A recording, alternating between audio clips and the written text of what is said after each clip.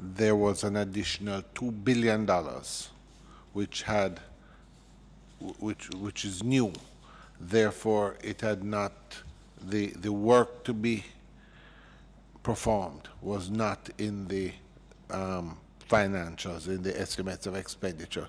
So we have asked that $2 billion be accounted for, what work is to be done, and the various agencies is to be divided into the three agencies, NWA through Economic Growth and Job Creation, the RADA through Ministry of Industry, Commerce, Agriculture and Fisheries, and local government and community development doing the local government roads. We also have on the agenda a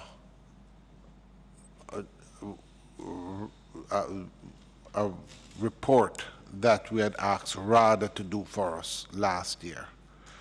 It is my suggestion, I do not think we're going to be able to do all of it. So I'd asked members before for their permission.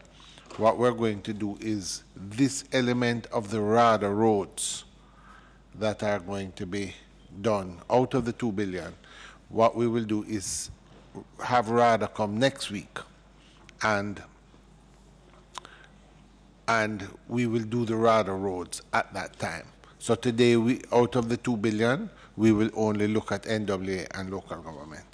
I would also say to members, a list was given here from RADA of the roads that they were going to rehabilitate. They have asked for us to withdraw this list because there are some corrections to be made, and they will send the new list today or tomorrow.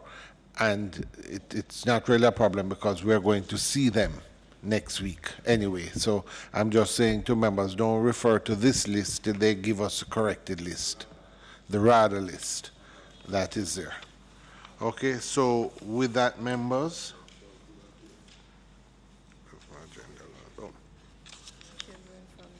with that, members, where are they from? Mayday. Yes. Where is it? Okay. All right. I would also like members on your behalf to welcome the students from Mayday High who are with us today observing the sittings of the proceedings. So, from the Parish of Manchester. All right. So, welcome to Parliament. Yes. Okay, the member taught at Mayday High. Excellent, wonderful. All right. Members, we have apologies today from Minister Favour Williams. Are there any other apologies? No? All right, with that, members, I just want to move to some housekeeping matters. Can we have the minutes? Minutes were circulated for the meetings held November 29th and December 6th. I would ask members to confirm those minutes. I'll start with the meeting of November 29th. Are there any corrections? No? Could I ask somebody to move for the confirmation?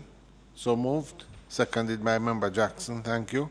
And the minutes of December 6th, any corrections? No?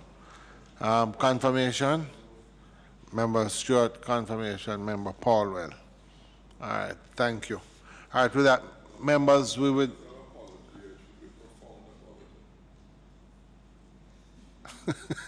I know, very profound, but...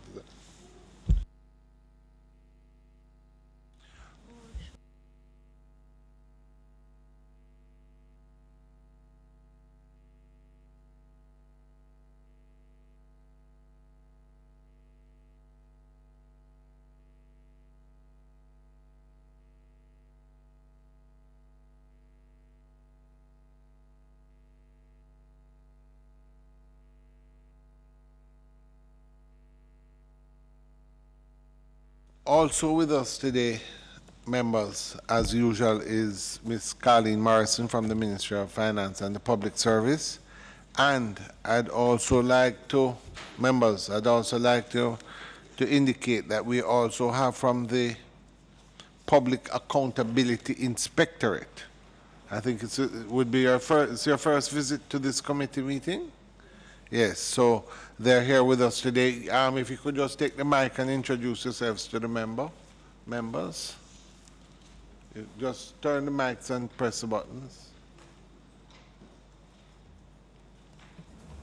Yes. It's Camille Mackenzie Gordon, Inspector, the PAI Division.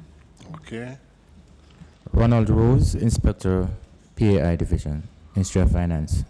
Okay, and you are here observing. Is there any input? Is there anything? I mean, I'm not certain the role of the PIA with regards, but I suppose we can have a discussion after. Certainly, thank you. Okay. All right, with that, members,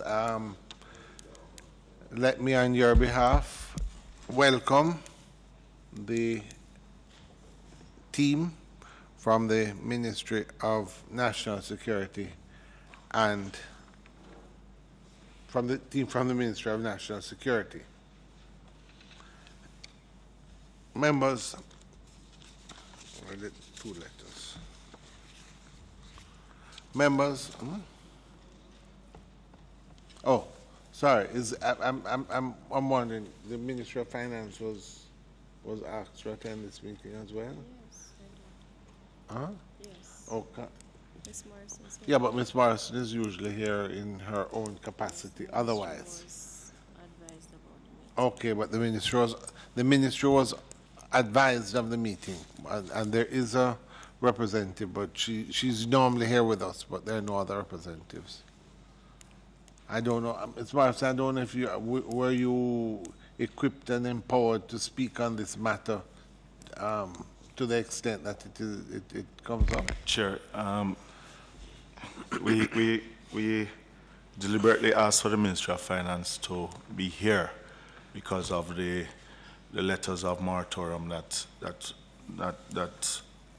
been mentioned about in the last meeting and subsequently, and it would not hamper, but it is, it would give more clarity to the deliberation itself if the ministry was here. And I'm somewhat disappointed that we have not gotten a response from them.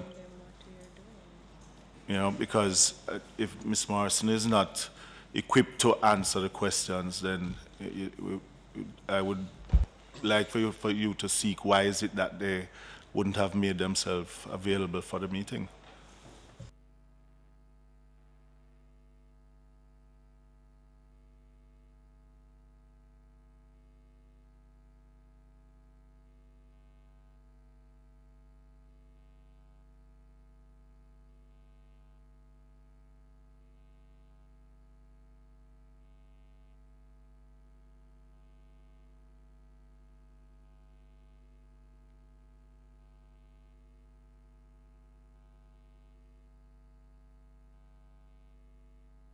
All right, Member Phillips. There's we had thought that the ministry there might have been some confusion in the invitation because they're invited each week. They come to all sittings. Now, whether they understood it to be explicit that they would come to speak on this matter, there's some confusion. I make a suggestion. What I would say, member, is that let us have the discussion with national security, and then based on that discussion, whatever arises, we can seek clarity next week. All right, so Pierce, welcome to you and your team. In a second, we would ask that you introduce your team as usual. Well, we could start with that. Maybe the best thing we can do, if you could introduce the team and give us an overview of where you're at now, and then we can talk about the documents we have, and members can jump in at that point. So welcome again, and over to you.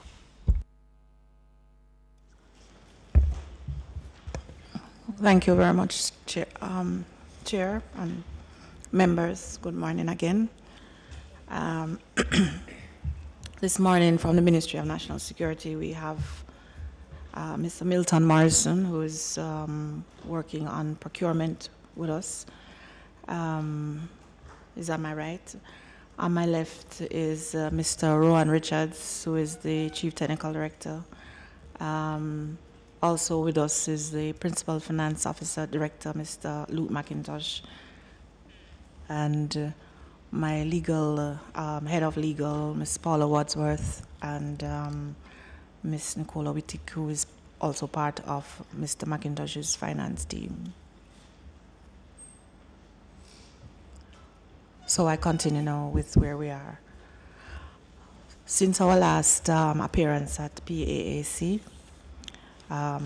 in December, a number of activities and consultations took place, starting on December 11th, where we called on the, well, first we called, when we left from out of the appearance, I promised that we were going to do two things, which we did. One was to call on the performance bond. We've made 2 calls on it so far. The second call was made to confirm that we are calling on it with the insurance company, and that was done in January, on the 5th of January, and we have given them 7 days, which expires this Friday, to respond. Oh, the 10th of January, sorry, 10th, and they have 7 days. Just for clarity, Yeah. you said on the 11th, We called you did a call on the performance bond. Yes. That performance bond is held with sort of the insurance. Yes. Good. Yes. No. Yes. How much is the insurance bond that was called? 42 million. How much? 42 million. All right. So that was in December Yes. 11th. All right. And then you said on January the 5th. We made a final demand on the 10th of January, because since that first demand on the 11th, the company, they wrote us with needing specific information. And so on the 10th of January 2018, we made a final demand to the company to deposit the funds in an M&S account within 7 days. That's the same 42 million. Yes, and this expires on Friday the 19th of January. That's this week. Yes. Up to now, that has not been. No. It's to be made by Friday. That is what we have done in a second communication to them. Right. So that was the first action that was made. Second, we held a meeting on the 12th of December with the parties concerned in the matter, the suppliers and the ministry, in the presence of the representatives from the Solgen's office. From where? Solgen, Solicitor General account. Solgen, yeah. Okay. Yes, I know, I just clarify for clarity. Yeah. In this meeting, there was a negotiating meeting. We made certain demands, and coming out of it, the supplier sent, once that meeting was completed, they sent a letter to us, which we received, that affirmed some of the discussions that we had on the 12th.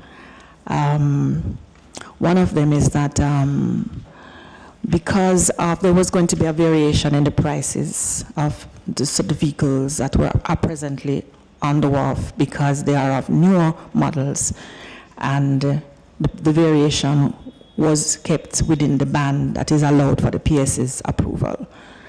So we weren't dealing with 2012 vehicles. What they had on the wharf was 13, 14, and 15, right? So 13, the models, yeah, 14 and 15. And so we reflected on those prices and worked out some degree of variation that kept within the band that allows the permanent secretary to give variation on those prices, in keeping with market prices. So based on that, the supplier said that he could deliver the vehicles within 10 days if he had got the purchase order. Now the purchase order from the ministry would give him the go-ahead to deliver the vehicles. That's what the purchase order is about, right? Yes. And when he got the purchase order, coming out of this meeting on the 12th, having received the letter that affirmed everything that we talked about on the 15th, that is when he responded on the 15th. He needed 10 days to deliver the 66, some of the cars, and 15 days to deliver the pickups.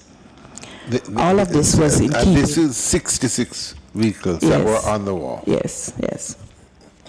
And this was also in keeping with the time of the performance, what do you call this one now? Guarantor, advance payment guarantee.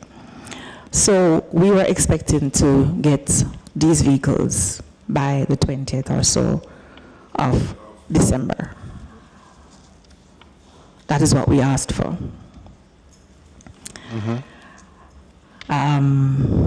Just one clarification. That meeting that you had, where it was agreed about the purchase order for the 66, what date was that meeting?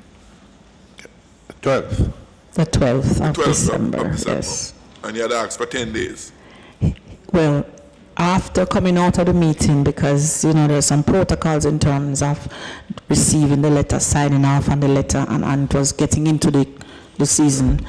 They actually received the letter on the 15th and said to us, which was a Friday, if they had got the purchase order on the 18th, then he needed some more time. They needed 10 days to deliver the cars and 15 working days to deliver the pickups. So 15 altogether, 15 for all of them. In total, yes, yes. We also asked, I need to indicate that in writing on December 11th, we asked for a full accounting of the advance payment made in relation to the contract. So we wanted to know how that money was spent, and we wanted a full accounting of it. To date, we have not received that, okay? And in the meeting of the 12th, we also asked. Repeat those days when you had asked for the accounting of the 213 million. This was December 11th in writing. We December asked 11th. Yes.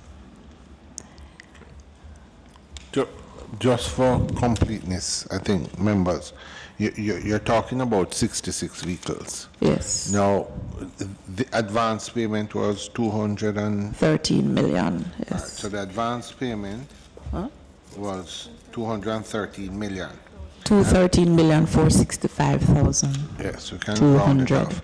Yeah. Now, this was to procure how many vehicles in all?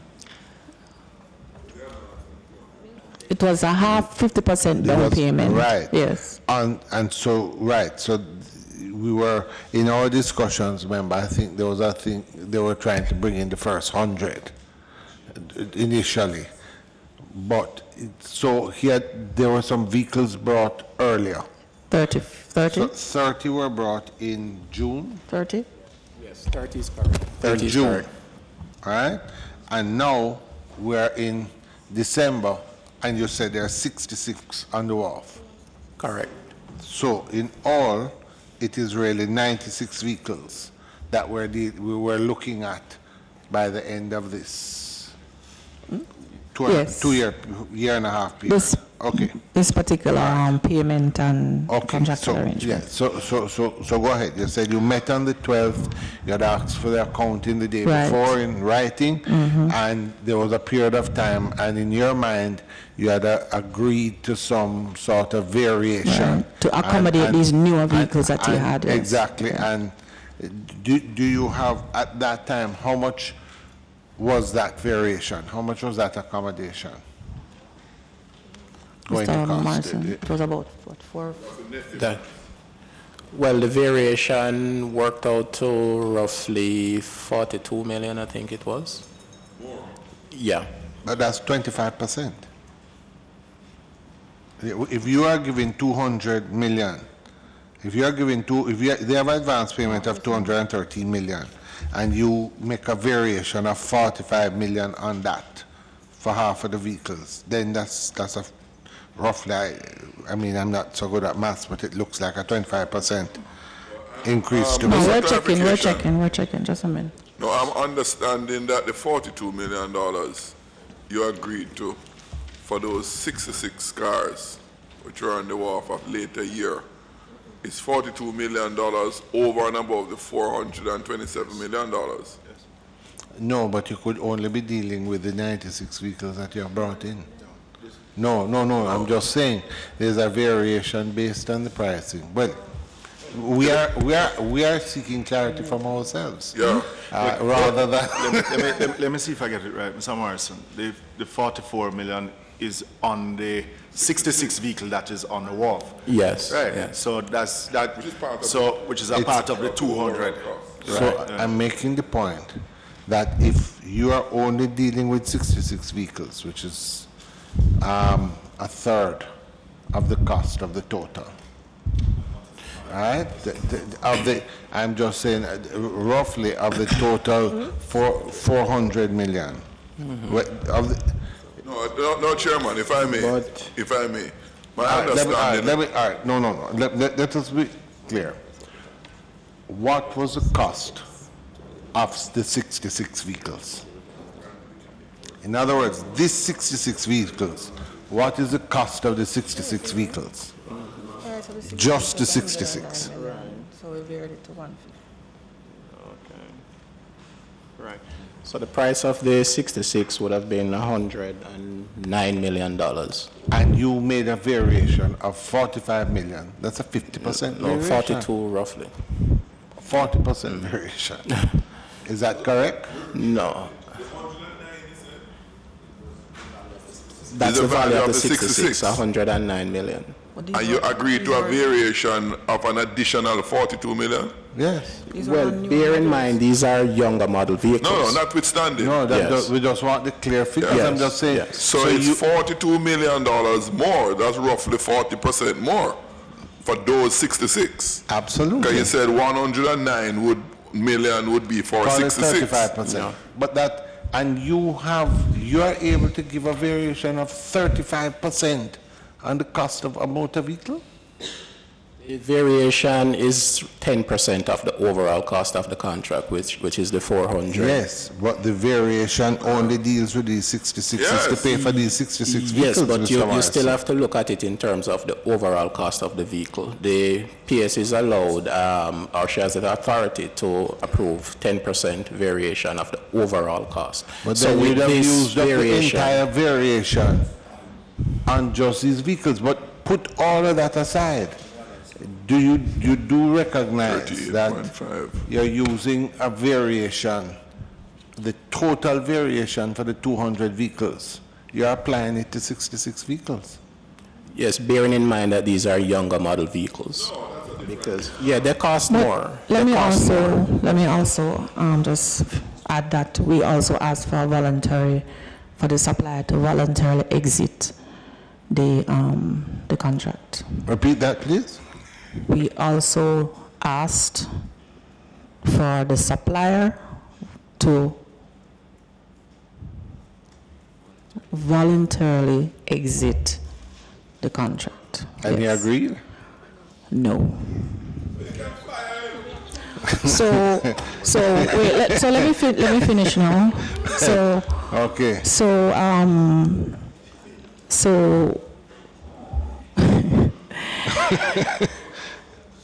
So at present, there is a dispute then as to the actual amount to be paid back to the ministry, because aside from not agreeing to voluntarily exiting, we made a call also on the performance, the advance guarantee. And when was that? so that call was made on the 20th of December, right? And because we had also requested a full accounting. How much, sorry, but for details, you made a call on the advance guarantee on the 20th of December. How much is this, the value of this? 213, right? Oh, so these so are the you- conditions. These were the conditions. So in you the had discussion. asked them to repay the 213? Yes. In basically? Yes. I just, Mr. Chair, for all fairness, the 213 is a performance bond for the advance, a security bond for the 213 that you advance. Yeah. In other words, you're saying, I give you the money and I want some insurance that you'll give me value, give me back my value. Yes. You couldn't ask him to pay back the 213 if he gives you value. No. You'd have to We had asked him for an accounting. which he has not given you. Precisely. So on that basis, we went into a clause on the contract to say, give us back All of it. all of it. Because he fails to Yes. deliver on what Yes. the accounting that you so asked basically what you have here is that between the 12th and the 20th of December, you made a call both on the advance payment And the bond performance bond. Yeah. and on the performance Yes. bond. Okay. So We're doing clarification. So, So- yes. Sorry, 1 second. Member Stewart, you just wanted a clarification? Yeah, we're just trying to get the information and then we'll jump in. right. Yes, Mr. So at this point, as I said, there's a dispute now as to paying back this amount and how much is to be paid. And so the Solicitor General's office is where we have asked them to take conduct now of this case on our behalf. No, Mr. Chairman, in your meeting on the 12th, when all of these discussions were taking place, and you asked for the accounting since December 12, you don't get it up to today, That's right. right? You give the purchase order for the 66 vehicles as was requested, That's right. and you don't get the vehicles either. That's right. You ask for the insurance on the $213 million, and you don't get a dollar of it yet. Well, the performance bond from the insurance. No, entity. you had called on the Right, performance so bond we because have you until failed. Friday for that for them to respond to us. Right, but I would presume, and guide me here, Madam Pierce, the primary role of the performance bond is for the contractor, the supplier, to perform in keeping with the provisions of the contract. Absolutely. And where he would have failed to comply with those provisions, then you have a right to call the bond as you have. That's right. You're going one step further now. Apart from the performance, you went ahead and advanced the 213 million for which you secured a security in the form Right, of a as part security of the bond. contractual arrangements, yes. And that is what you have been calling on now. Absolutely, The advance, yes. not having gotten the vehicle, gotten the And, value. and we call for a voluntary exit. And you called for a voluntary exit, and that has been And you And we refused. said no, yeah. No, So, but we have terminated since then, in part, according to Okay. a clause in the contract, we have terminated So in you part, have based on the terminated. advice of the So you surgeon. have terminated In the part. the In part, yeah. contract with O'Brien's. In part, yeah. no, elaborate. No, I'm not so clear on that. Elaborate in part. Yeah, I will in ask part. my And you're lawyer. still seeking some vehicles now, and it was under the overall contract. Yes. So clarify that for me. Ms. Wadsworth, please help me. Okay, so we have terminated in part based on clause 34.1 of the contract. Speak, yes, because put we're it still expecting the the 60, Six. 66 vehicles. 64, 62. 62 because we had received 4. 4 out of the 66. Yes. Okay. And a purchase order was issued. So we in our letter on the 14th, I can read it for you if you like.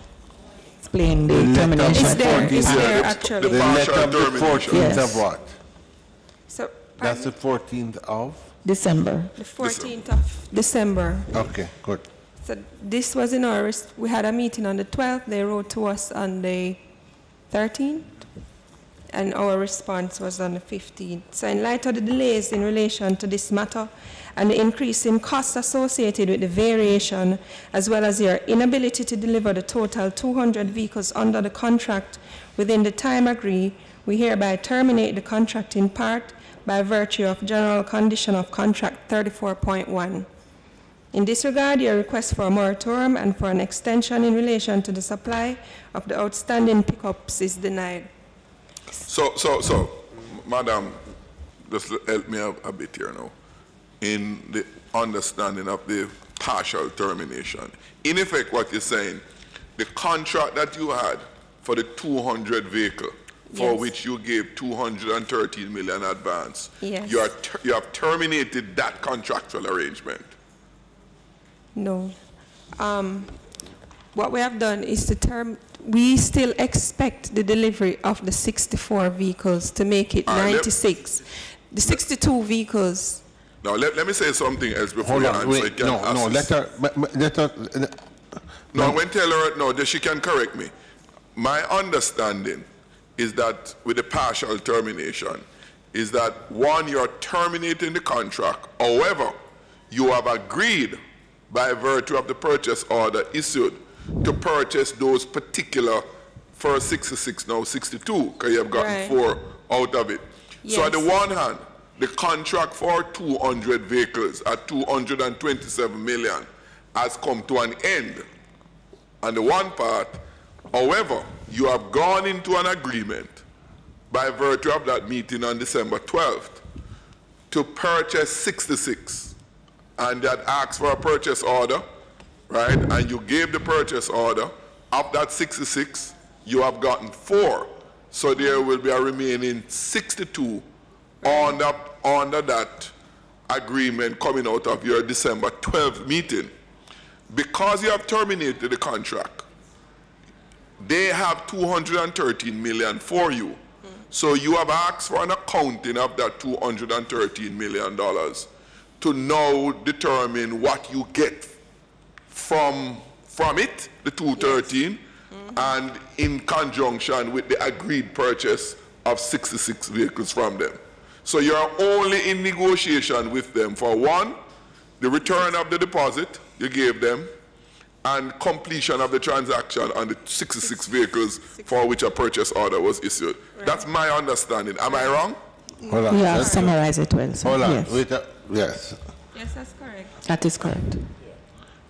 Now, so the critical, you're saying then that this total vehicles that they will bring is 96? Yes. Bring to 96. Huh? The No, the 30 was part of the total contract. amount of vehicles Yes. that we will get is 96 vehicles. No, 97. No, 96, yes, 96, sorry. All right? Now, originally, the cost of this 96 vehicles was supposed to be 213 million. No. The 213 million was a 50% deposit Of on the the 220 overall cost overall. of the vehicles. 140. Yeah, but I'm just trying to understand, this was about half of the vehicles. The original cost, So it's less than half. yeah. But let me ask, But no, hold on, Chairman, let us if I might just, can we just ask the attorney to go slowly and break it down for us yes. without, What you know, we're trying to achieve is where you've moved to now, what are we going to get for it? what originally did we expect to pay for what is on the table now, and what the additional cost to the people of Jamaica is going to be. That's where we want to go to.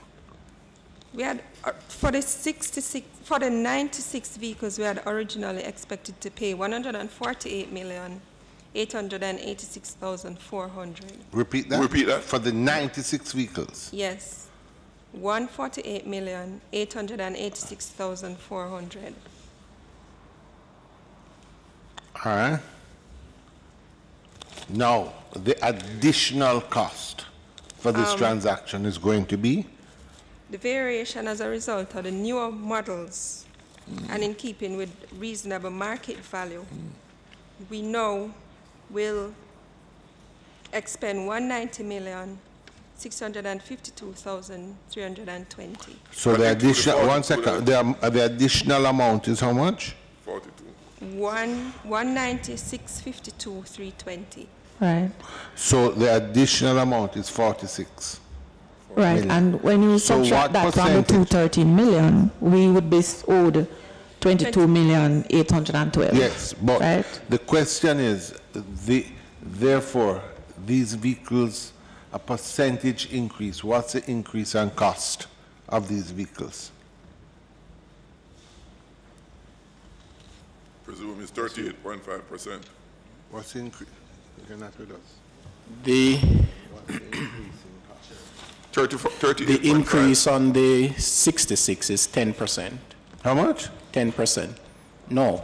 All you The 10% is the overall Yes, increase no, on but the if on you the are contract. there in this contract and you have these vehicles, if the original cost was 148 million and it's now costing 196, what is the increase? No, my caution, Mr. Chair, caution. So you're saying it's 42%? In that 96, it includes 30 that was previously delivered before the issue of the age came up that warrants an adjustment in the price.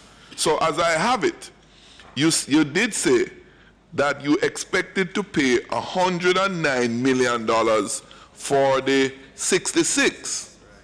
And you agreed because you done receive the 30 already, and the age is what it was.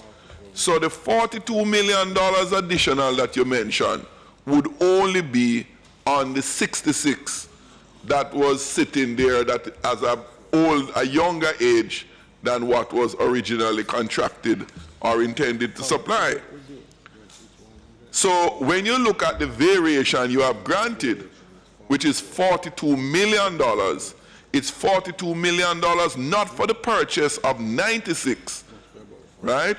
But for 66. That represents a 38.5% increase over what was the contracted amounts.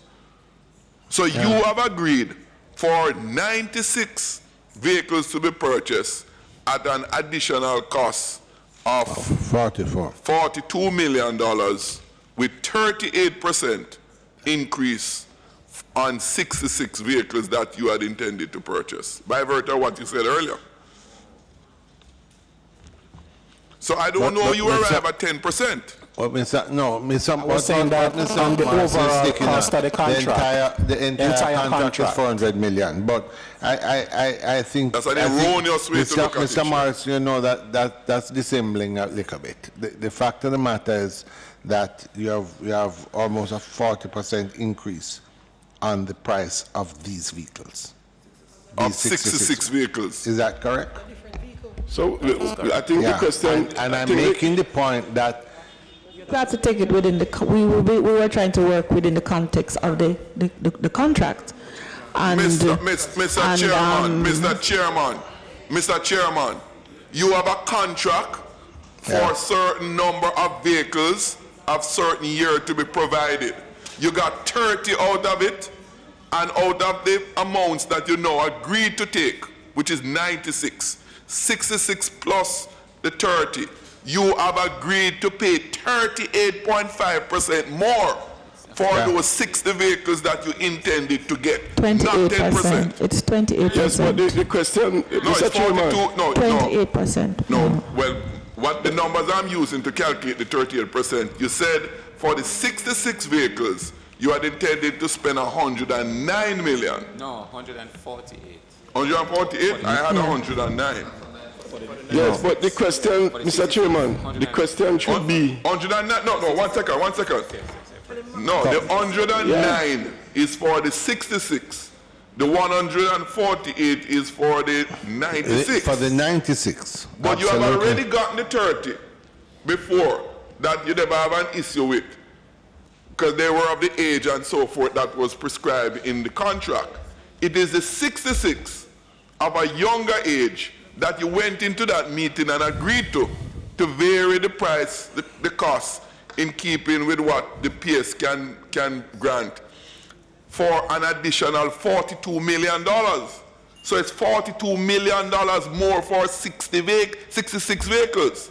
Let us settle that based on the numbers that you provide. Chairman. But the question should be whether this is in keeping with the market value as it relates to the newer vehicles. That's the question we should ask. That's a separate issue. That's Can't be a separate Chairman. That's not in contention. No, but you already established that. No, but if that is established, that it is clarifying. All right. The increase that we have agreed to, it is on that basis that we did so, that it was within the range when we checked with other dealers to see what these younger age vehicles would have cost. So that was the basis on which all we we're doing is decided to go. clarifying. Yes. All we're doing is clarifying. You did make the point, you know. You did make the point that you agreed on the variation because the cars are younger cars than what was originally contracted for. I understand Member that. Jackson, I think Member Dalrymple, you want to make a clarification? Yes, thank you very much, Chairman. What I think is important is that what I gather from the PS and from the attorney and the members who have spoken is that what was done is within their remit based on the contract they have. And they looked at the additional cars that have cost additional amount of money, more money, because they are 13, 14, and 15. And I understand that they're a different make car. And when the ministry checked and looked at the value of that make car and the years, the variation that is being offered was in keeping, was comparable, and was not out of any reach. It wasn't additional funds that were not unwarranted based on the fact that the make of the car had changed and that the years were now 13, 14, and 15. That is my understanding. If that is not so, then the PS must tell us. Member Dalrymple, let me just say the difficulty we have here. We are the PAAC. And with due respect, if you were operating in your private capacity and you asked somebody to bring a vehicle for you, and they brought the vehicle and said, look, I couldn't get the exact one you wanted, but I get one is a year older, but it's going to cost you 40% more, I think your attitude would be totally different. And we must carry that same attitude when we're dealing with government resources. Chairman, I'm just saying at the end of... May I respond to you? No, I was listening to you keenly, and I'm simply saying to you that what we have here is a situation where we had contracted to get 96 vehicles. We have gotten 30, 66 vehicles are coming in, and they're now coming in at 40% higher. And I'm just making the point, that is not when these vehicles were contracted, it was on the basis that they were going to be much cheaper. So to tell me that you're creeping up to market rate, that may be market rate for new vehicles out of the deal, I'm just saying, this is not what we wanted or asked for, and we must hold the dealers and the officials that put it in place to account. We contracted for 200, with 200 vehicles, not 96, 200. So, well, we are trying to limit to... Chairman. Fine, but we are trying to, given the circumstances, and we are trying to remediate a situation. As you heard me go through process by process all of what we have been doing. So, take the whole thing in context, you know, and we want the vehicles, and we want those that are on the wharf now. So I explained every step that we've been making, and rightly so. So if, you know... Chairman, I just feel that I have a right just to respond to your thing. Hold on, Member Jackson. Chairman, the point you made is well taken, and I certainly agree with you. The point that I was making is not that we should not be questioning what we asked for and what, but there are certain things because this meeting is publicized. So what we're saying, I agree with what you're saying, but I just want to make it very clear that we understand that's what you're saying. We're supposed to ask, we requested, we didn't get that, but this. But the public should be made aware of the fact that the additional cost variation relates to the fact, bearing in mind, and I agree with what you said, the fact that the vehicles are of a different make and they are years 13, 14, and 15, where, albeit what you said, and in fact, what I want to ask the PS, if indeed, since the obligation was to give the older vehicles, you know, at that cost, and it's not, and those vehicles are not available now, and we are dealing with security, which needs everything to bear on it. What are we supposed to do? Member you understand me, Chairman? Dalrymple, I'm just saying to you, Member Dalrymple, members, please, I'm just saying to you, one of the things that we have to do, the reason why we have pushed so hard is because we recognize that we want motor vehicles for our police force for national security. The real problem is this discussion started a year and a half ago, and if we had gone the normal route, we would have had those vehicles out and rolling. We realized that this was fraught with these same dangers that we had indicated from that time. Now the real problem you have, and I just get back, we here must treat government resources as we would our own. That's what the people put us here to do. And I'm simply saying to you, if you go into a car dealer and say, I want to buy a Prado for $6 million, and them say, yes, I can give you a 2012. And you go back and say, well, I never get the 2012, but I get you a 2013, but it is 10. You are going to look at him, no, I wanted my 6, I don't have 10. The real problem, and I'm just making the point. Last week, and in very practical terms, I went into a parts shop on Marcus Garvey Drive, coming in, and I bought a part for the car, for a truck. Not for the car, for a truck. And the gentleman gave me the bill. I said, is it okay? He said, Miss, I'm the expert, but if something, I don't understand the full details, bring back the bill. I took it back to him this morning, hence I was a little late, and he said to me, okay, it didn't fit the thing that I thought it would have, and I do have this new one, but it has 10 more things, but excuse me, it's going to cost you 15,000 more. Yeah. I had the choice either to pay the 15,000 more and get the correct thing, or hold on to what is. And the point I'm making is we don't have that choice. No, I didn't, choice. You know, because I did not. What I did was I paid the additional funds, and I got it, because without that part, the truck is not going to work. You might have gone somewhere. You might have gone somewhere else if you had known that before you went there, right, Ms. Dalrymple? Which is the issue that we're trying to deal with. Member Stewart has wanted to quite patient. Thank you, Chairman. Patiently. Through you to the PS. My concern, PS, has to do with the fact that you would have done due diligence as relates to the procurement guidelines for the cars. Having ordered the 2012, what led you now to be looking at 2030 newer model cars? That would be a breach of the contract as relates to the procurement guideline, signing off in 2012, and now here the gentleman is pushing now to give you 2030 with additional cost. He should be the one who is bearing the additional cost. How do you explain that?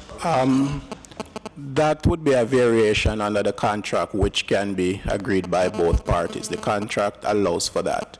And given the time when the order was placed for the vehicles, we were looking at vehicles no older than 5 years. So a 2012 no would have been unacceptable to us. Furthermore, the dealer was not so much able to source 2012 models anymore. So these were the younger vehicles that were coming in at this point in time.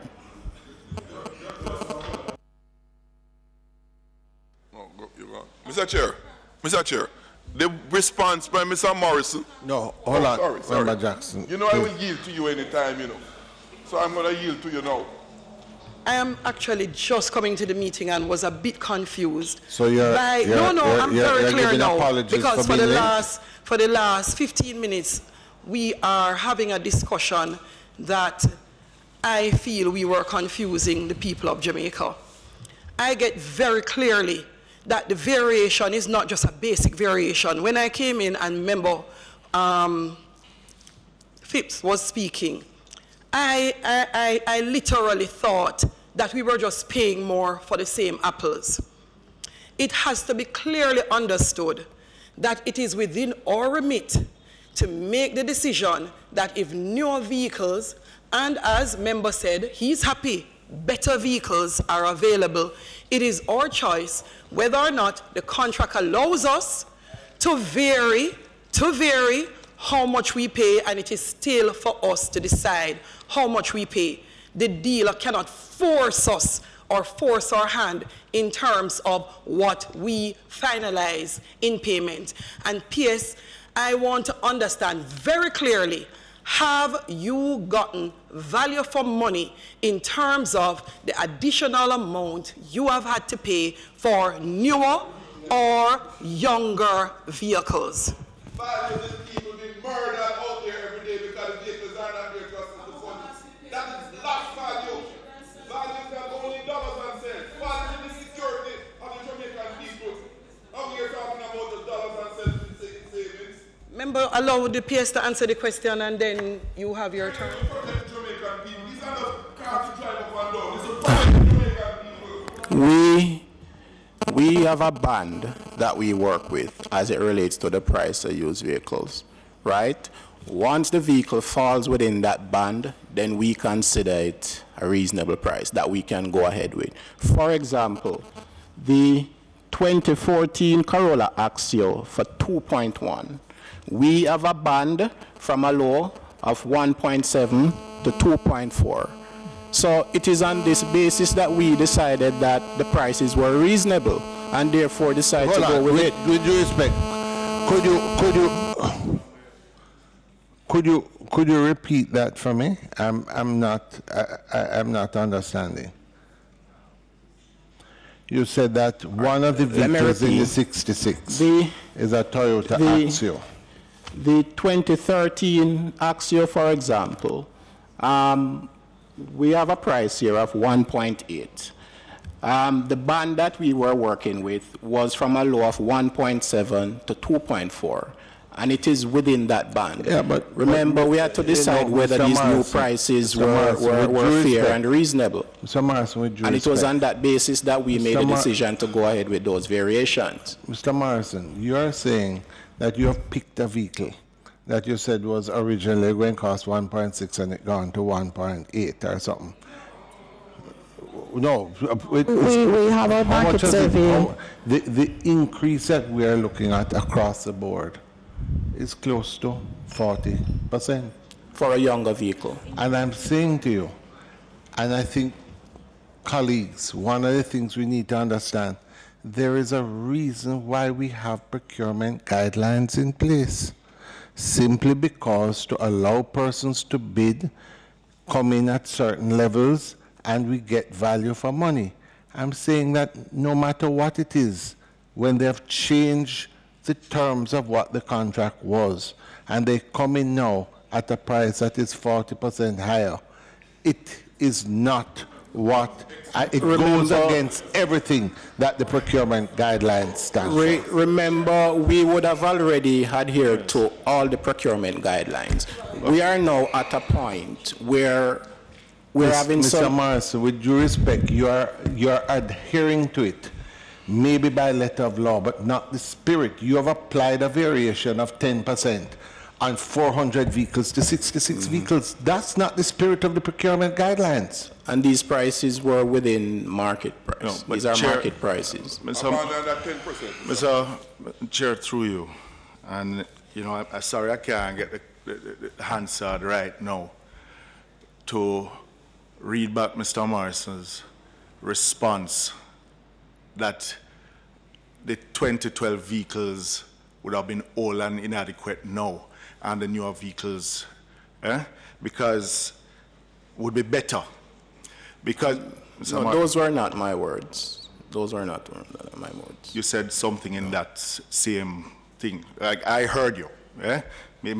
I'm not quoting you directly, but you said that the 2012 vehicles were older vehicles now, and the newer vehicles are more adequate. Something in that realm.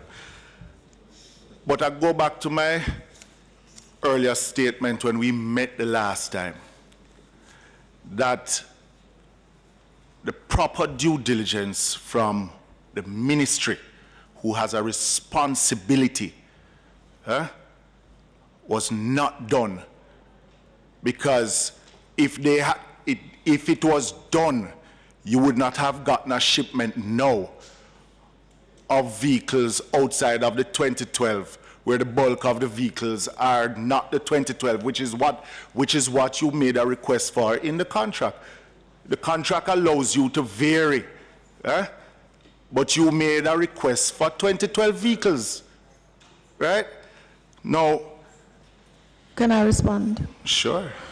When you say the proper due diligence was not done, I don't accept that, no, right? You know why I said that, Madam Pierce? Because we're into contract management now. The whole procurement process, we really went through the process in its meticulous and proper form, right? The proper due diligence. Madam Pierce. We made recommendations to there are 3 lines of defense here that we went through. The ministry's evaluation committee that involves quite a elaborate set of people, not external to the ministry as well. NCC, that's the second line of defense. And the third line of diligence that I'm speaking about. And hold on, let her come cabinet. So these are 3 lines that we went through. The proper right? due diligence and that I'm speaking about. Our recommendation is not the one that NCC took. They took and they changed. Right, look, and that was put forward. So what are you referring to? It was the ministry who made a request for 2012 vehicles, not the suppliers came to you and said it's 2012 vehicles. The proper due diligence that I am speaking about is that you would have realized that 2012 vehicles in used cars was next to impossible to be found. That is the proper due diligence that I'm speaking about. I'm not speaking about the process of selecting your supplier. It was the ministry who made the request for 2012 vehicles. That is the proper due diligence that I'm speaking about. That is why the supplier is supplying vehicles outside of the 2012. That can't be supplied. Yeah? That cannot be found. Right? But I want to just get a clarity. And just again, the warning about that went out over a year ago, that there was going to be a difficulty procuring those vehicles in that manner. So I think... talk to people in the used car industry and they tell me the same thing.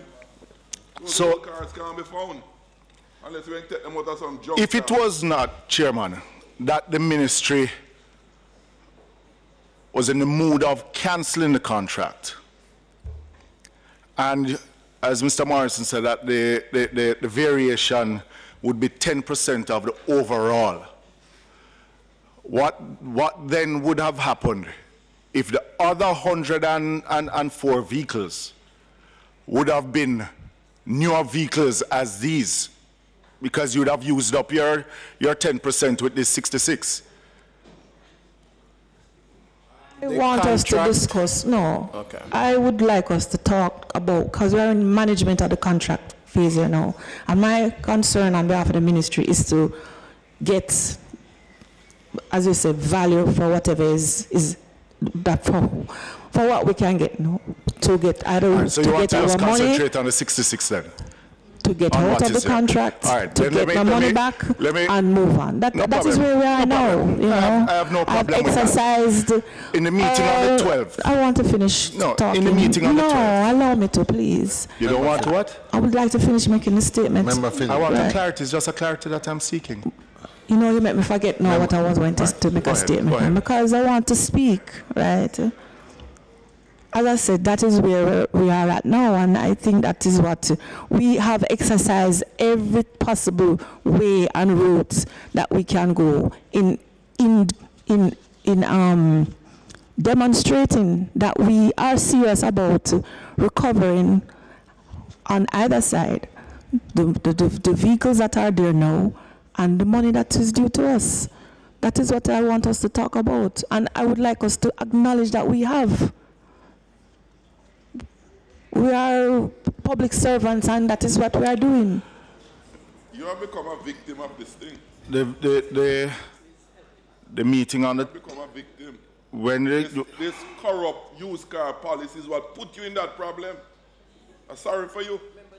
Member, I repeat it. Member It's a Phillips. corrupt policy. Member Phillips, Yes, I just try let and it restrain.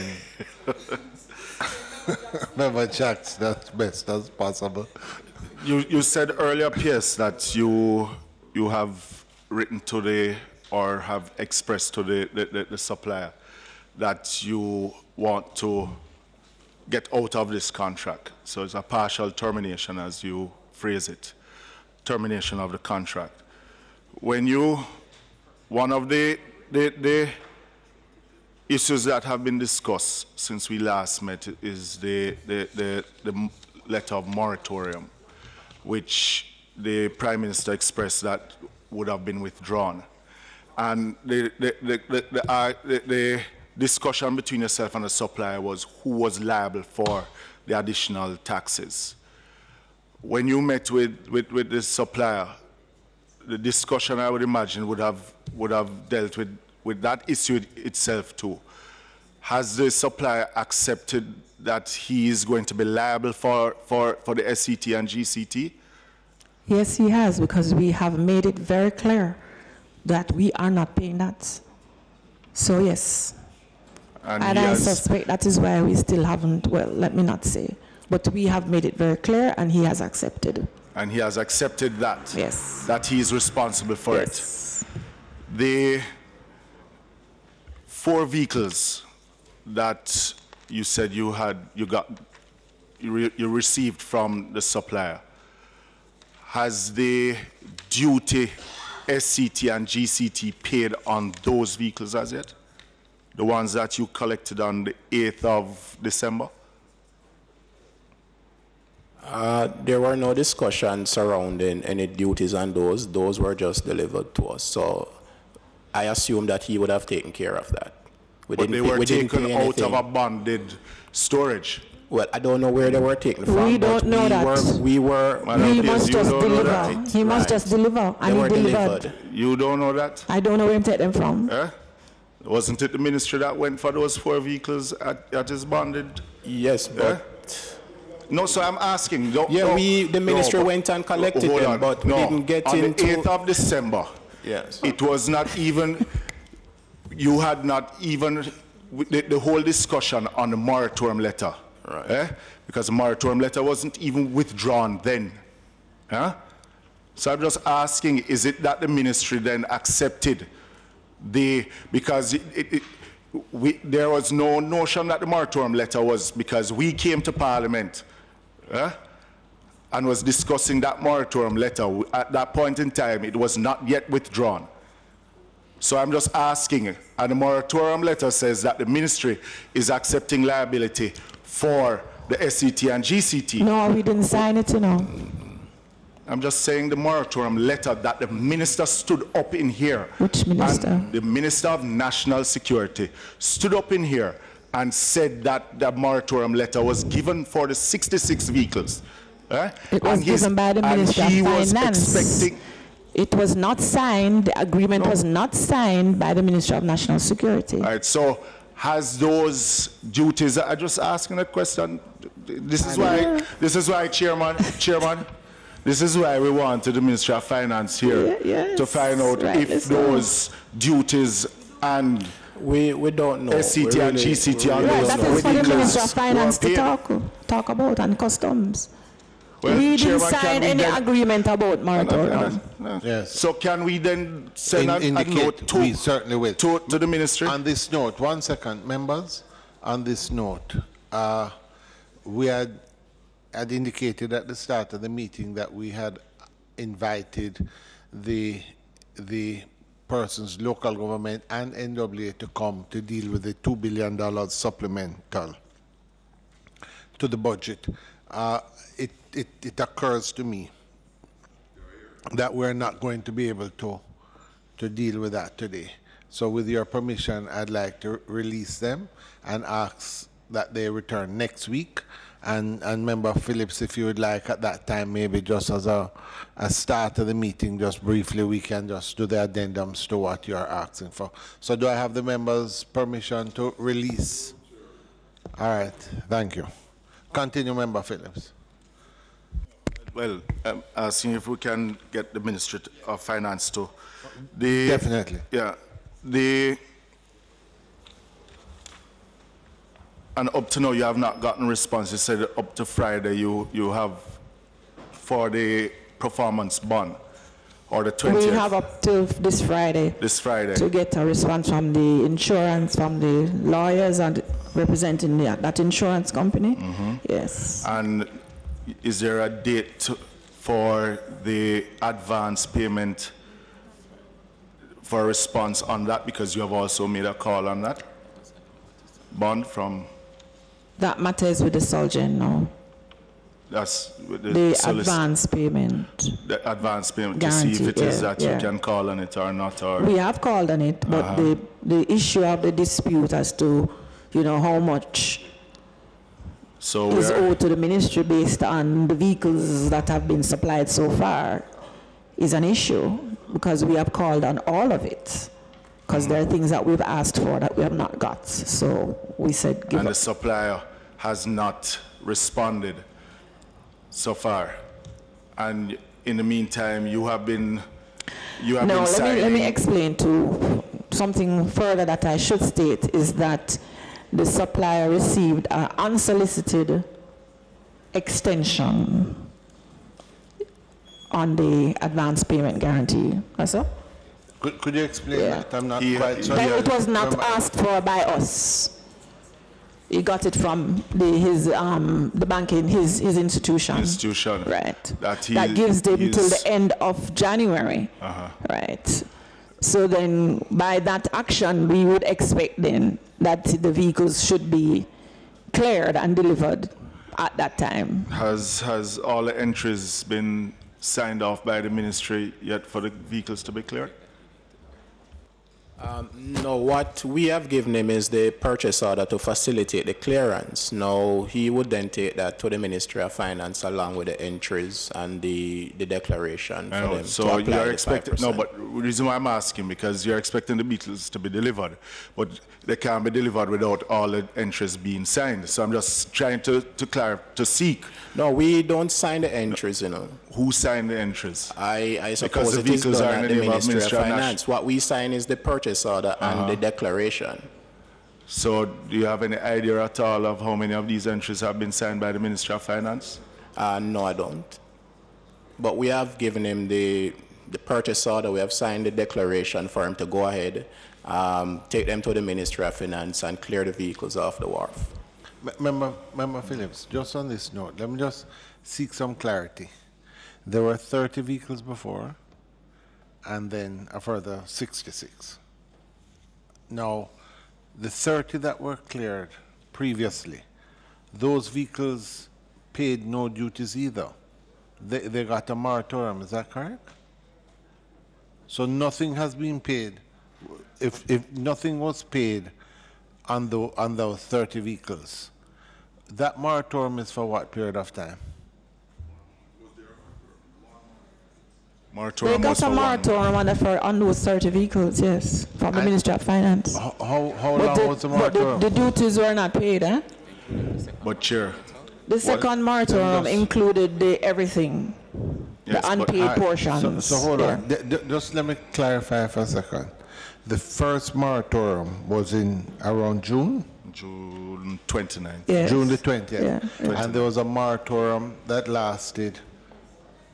It was supposed to be for 1 month? Mm-hmm. So after 1 month in July, was it paid? No. So those vehicles would have been driving around the road subject to seizure? No, but sure.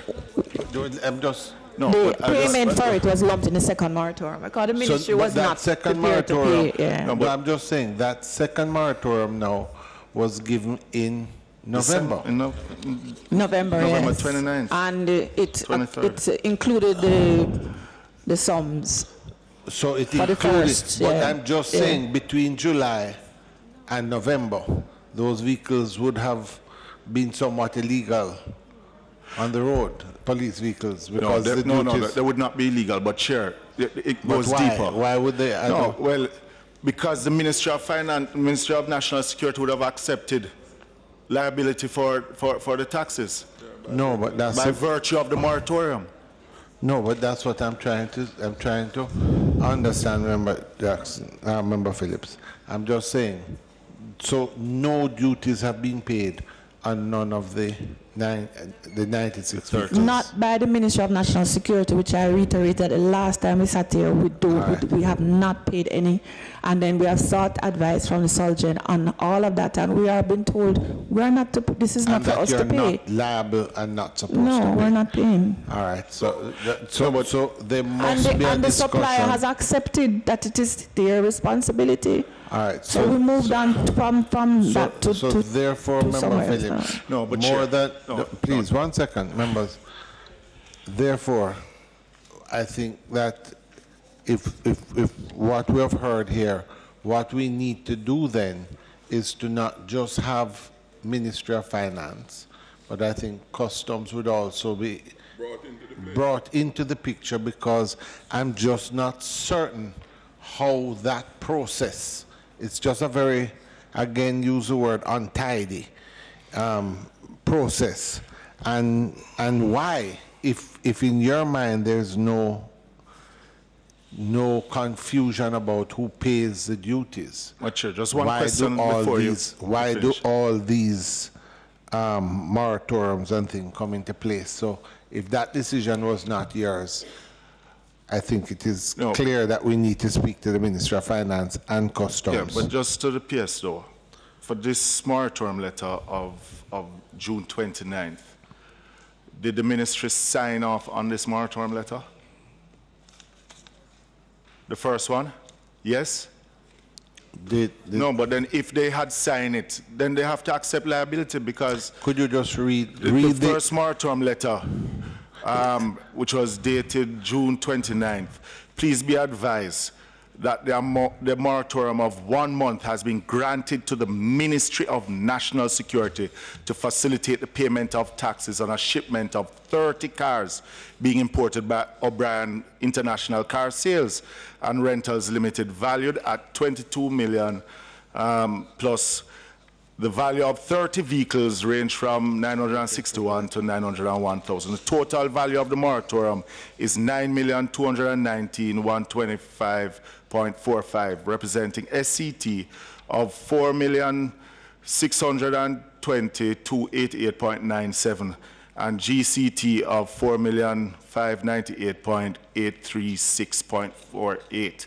Now, the PS earlier said that she has not signed off on the second moratorium letter, which would not make them liable. But if she has signed off on the first one, which would have set the precedent for the supplier to feel as if the ministry is liable for the SCT and GCT. And agreement, and Member Phillips, just to follow on the second moratorium letter from the Ministry of Finance, this would have come to you, but you got advice on how to proceed. Read this letter of moratorium.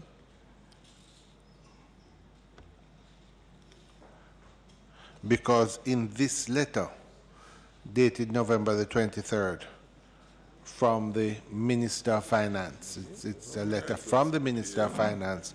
What he has indicated is that approval is granted for the moratorium on taxes and duties for 6 months. But it goes on at the end, and at the end of that it says, the Ministry of National Security will be required to pay the full SCT and GCT no later than May the 23rd. Failure to comply with the payment condition of the moratorium will render the goods uncustomed and therefore thereby liable for seizure by Jamaica Customs Agency. So I'm just saying the intent of these letters of moratorium, well, they weren't written to me. Just on face value, PS, Yes. is to transfer the liability of the taxes from O'Brien's to the Ministry of National Security. That is how it reads to me. That's the clarity that we were seeking with the Attorney General in November, because we certainly as committee members were uncomfortable with this letter.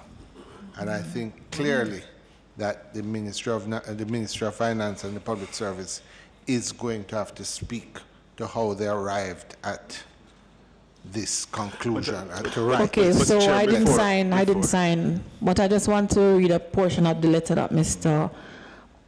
Banks, the supplier, wrote us, where it says, with the this is, could you just clarify, this letter is when? Following, this is the December.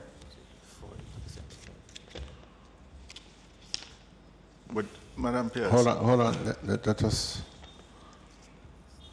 Oh, December 12th. So this will letter be the to the ministry that says with the proposed. Yes, please, just for clarity, this is a letter from O'Brien's. Yes, to say this was written on the same day that you had your full meeting. Responsibility for the payment of the SCT and GCT for the vehicles. How many vehicles? How many vehicles? Right. So this is in following. Yeah, but for how many vehicles did he state? All it didn't vehicles? state. It didn't state.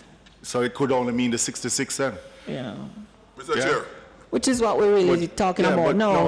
We're trying to clear those. But what I'm also trying to establish, Madam Pierce, because if after accepting the SCT and GCT for the first 30, I would imagine that is why the supplier, yourself and the supplier have been haggling for so long in who was responsible for the SCT and GCT.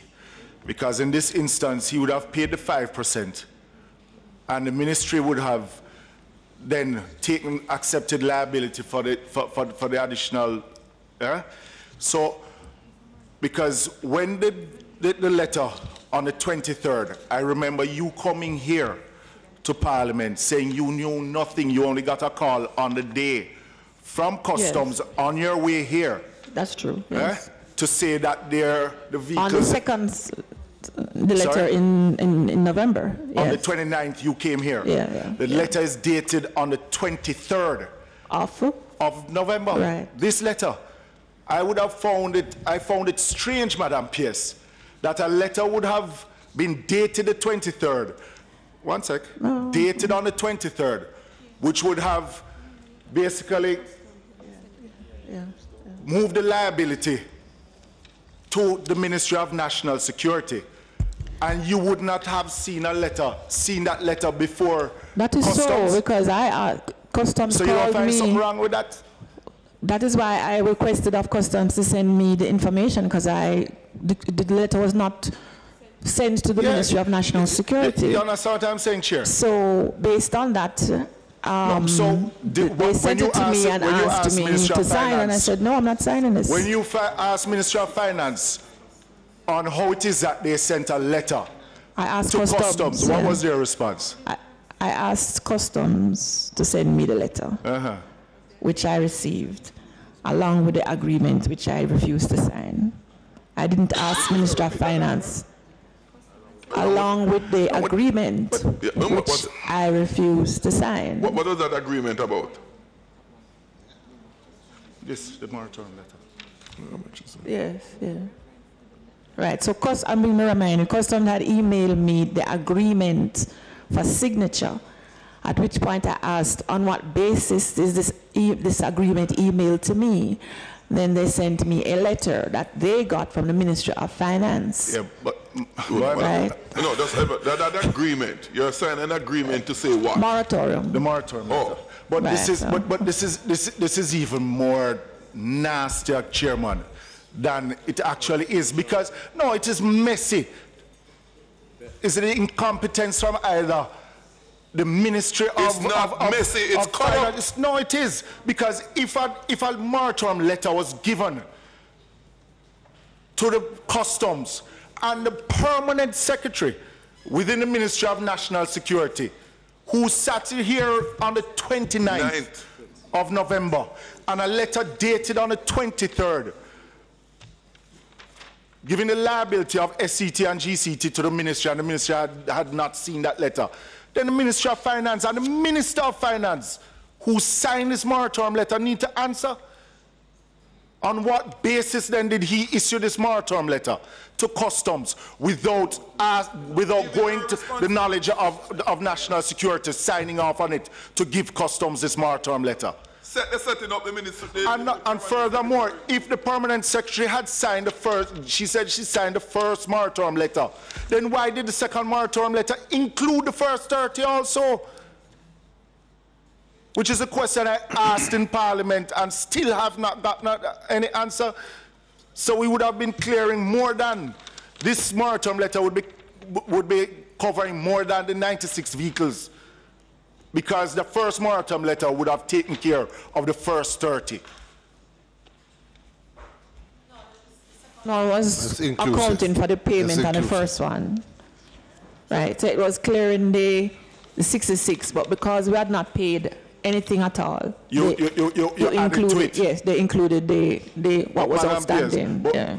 on what basis then did we sign the first one, if it is that the supplier is the one to pay the SCT and GCT?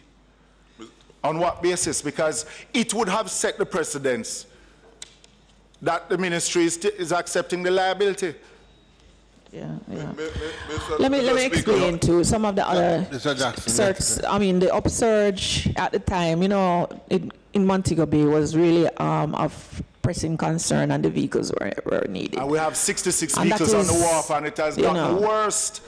At that time, that was why that was signed, because there was really at the point pressure. in time.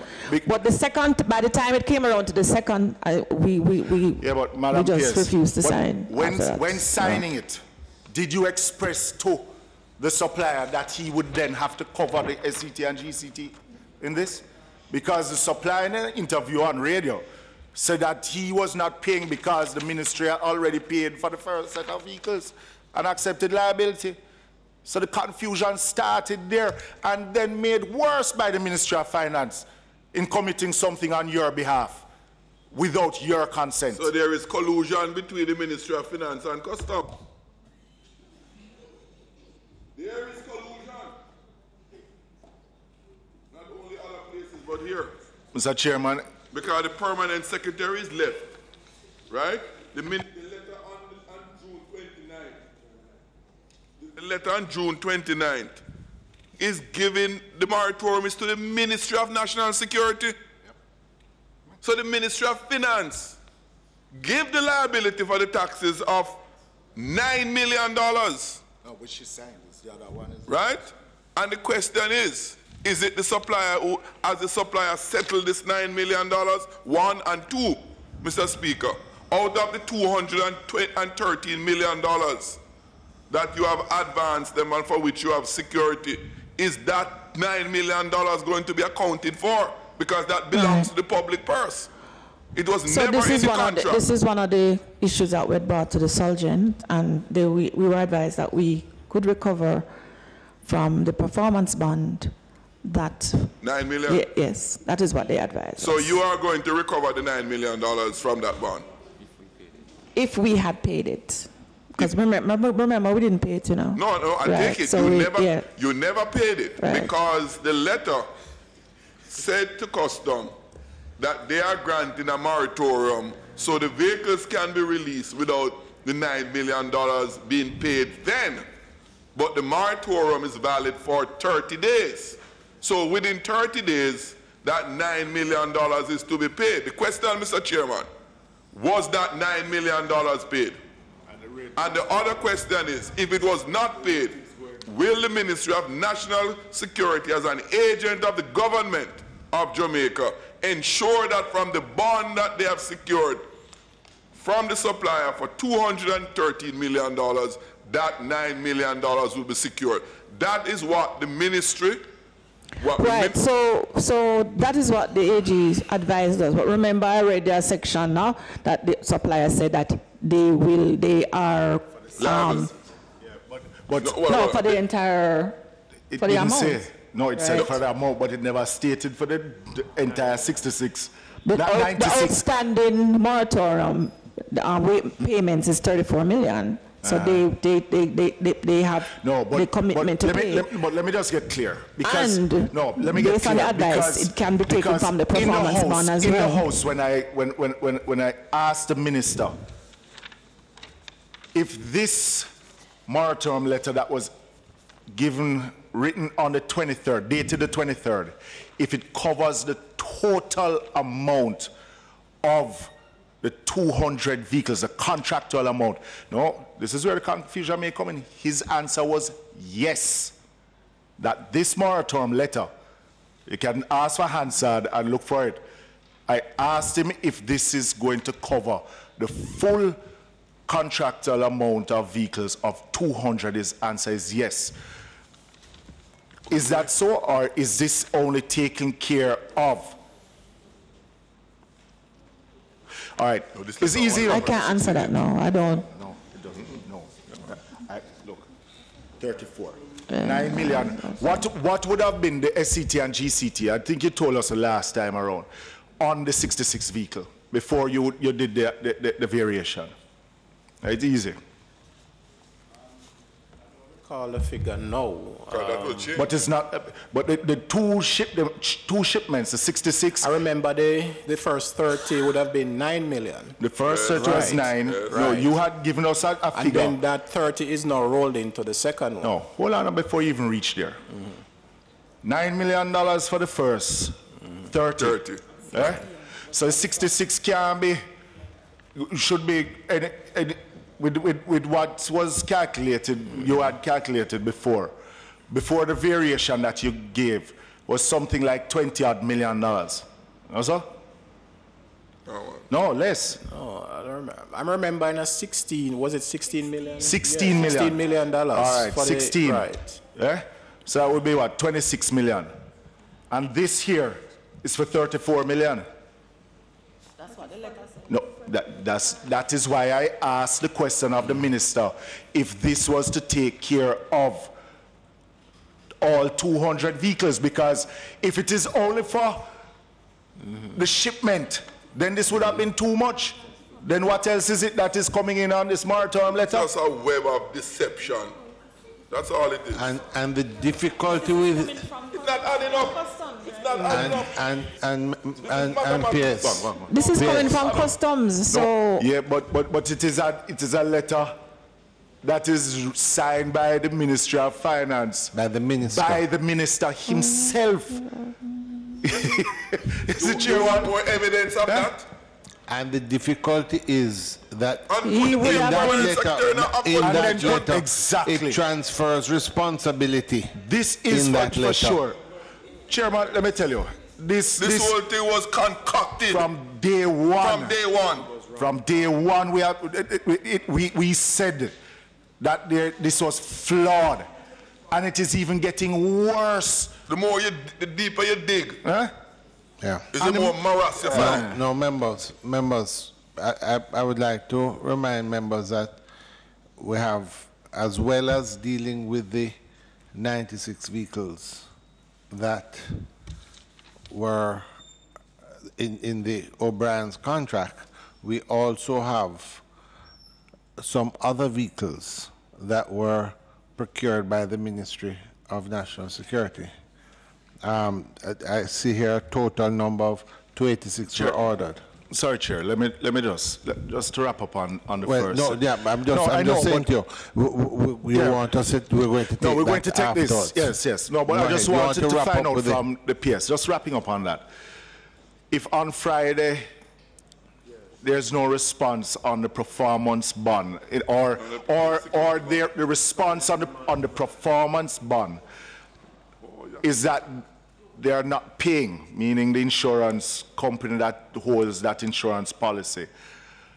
And if no response within by the end of the week from the supplier on one, the request that you made of the state of affairs with the expenditures, so far the accounts to deal with the performance, the advance payment that you have given, and two, in accepting the partial cancellation, as in your words, then what next? Okay, so let me explain that I don't want to preempt on the insurance situation. That is Friday, and I will wait to see. They have full information of the account to deposit the funds in. The second thing I want to explain is that the Surgeon has conduct of this case now because of the issue of not getting the full accounting statement on the advance guarantor. Let me also remind you that the bank had given this unsolicited extension on this advance payment till the end of January. Who had? The banker. Yeah, we didn't ask for that, right? So in the mind of the supplier, he has that period of time to still make good of the agreement that he signed off on with us. But it is this, I will have to go back to the Solicitor General. They have full control and conduct of the case. But as it stands now, back to the first statement you made today. On January the 10th, you did a call on the performance bond. Yes. Which expires on Friday, the 19th. We asked 7 days, and that 7 days expires on Friday. Friday, January 19th. Yes, that's for the performance bond. It's a performance bond. So I wouldn't want to express anything on that until such time. Right, okay. Just on that point, before you leave it, Chair. Hold on, Member Jackson. All right, on this point alone? Go ahead. The 19th date, is that for the performance bond or the insurance on the 213? The performance. Performance bond is the same as that comes from the insurance company. They have it. Yeah, but it's two separate. No, the advance payment guarantor is with the other institution. Yes. Okay. So what's the deal on that one? That is what I'm explaining to you. That the matter is with the AG on that because there are things that have happened outside of our. Outside of what we arranged for. One is that we have not received the accounting.